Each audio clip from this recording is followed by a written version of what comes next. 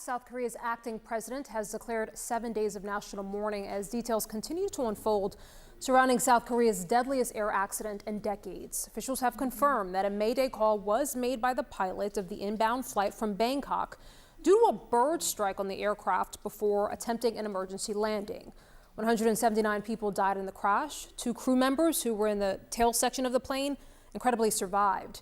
The NTSB now leading a team of U.S. investigators to assist South Korean authorities. CNN's Mike Valerio is at the crash site in Muan, South Korea, and has this report.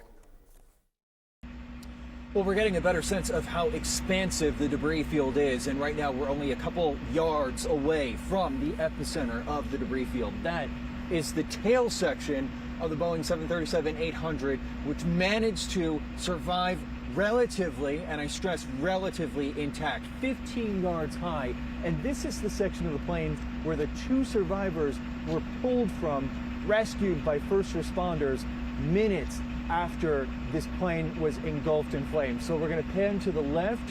That's where you can see this massive yellow crane that will be charged with moving pieces of the wreckage. Then we're going to pan down, and you can see parts of the aircraft that were hurled, jettisoned beyond the cinder block perimeter of the airport. And this is what investigators from South Korea, the NTSB from the United States, will be poring over, scouring over as they investigate certainly what went wrong and were there any mechanical issues that contributed to the landing gear not deploying. But, you know, I think we got a better sense during the day as we pan further to my right, just showing you that some of this debris was hurled from the aircraft a distance longer than a football field. Just to give you the sense of the force of this crash, during the daylight hours, we saw tray tables, yellow inflatable vests, seats that were mangled, and members of the military that were combing this area that we're looking at after sunset,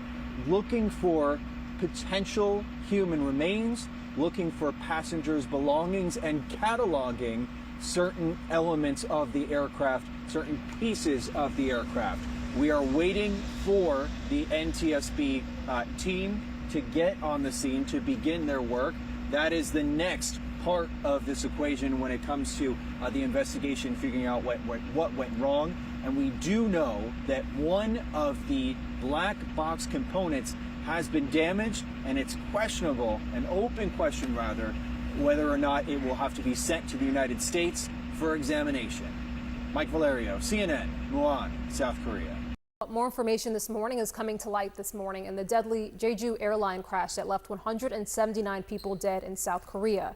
Officials now say that the pilot made a Mayday call reporting a bird strike just before the emergency landing at Muan Airport. South Korea's acting president ordered an emergency safety inspection of the entire country's airline operation system. Let's bring in now aviation attorney Justin Green, who joins me here to discuss. Justin, great to have you in the studio this morning. Good morning. Thanks for having me.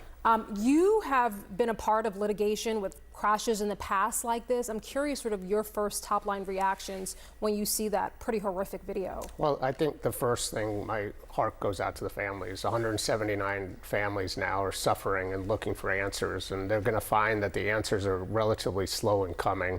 The second issue is we kind of know what happened. You know, we have video of what happened. The airplane did a belly up landing. They did it fast.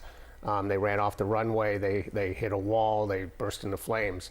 The big issue is, you know, why it happened. And the investigation is going to look at every single factors.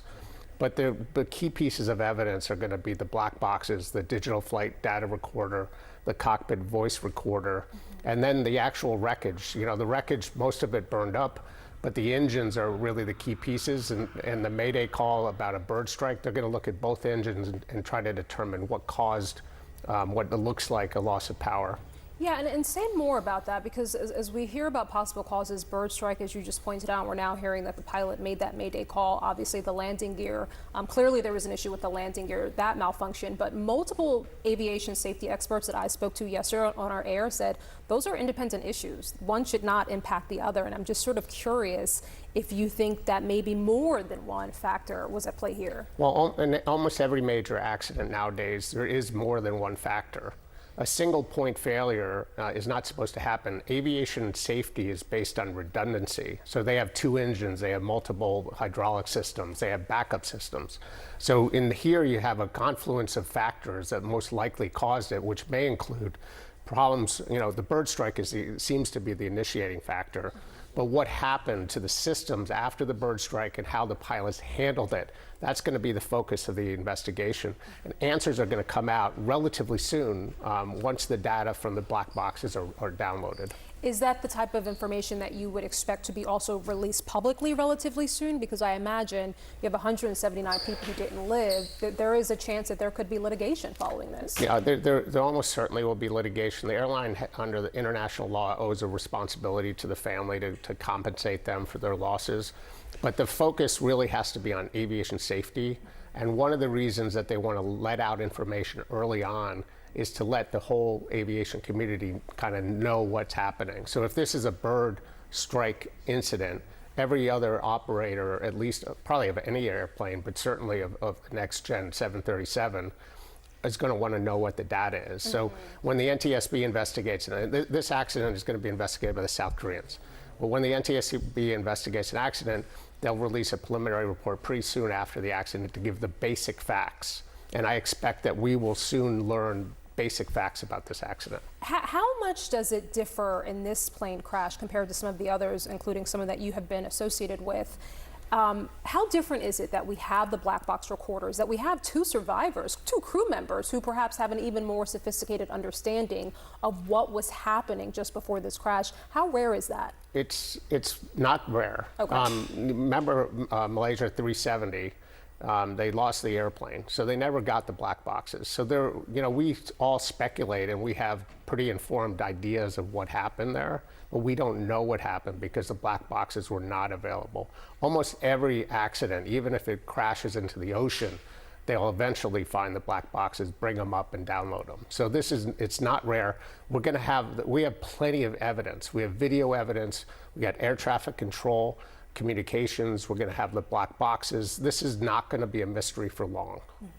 And then just talk to me, having worked with the victims of those who have perished in plane crashes before, what that process is like now for all of those families. It's really, really horrible. And I've lived with the families through this process. They want their loved ones back with them. Obviously they know they're past. But right now, they're not even getting the remains, and probably a lot of the families are being visited to get DNA swabs from children, to go to actually take brushes and get hair out of the brushes so they can go identify the bodies. I understand that it takes a long time to get reliable information. The worst thing than the delay is giving wrong information, and they want to make sure that the remains are properly identified and returned in a respectful way. They want to make sure the personal effects are properly identified and returned to the right families. And that's going to take time, but it's very frustrating to the families. Yeah. Justin Green, we appreciate your insights and expertise, and we appreciate you being here today. Thank you. Thank you, Rahel.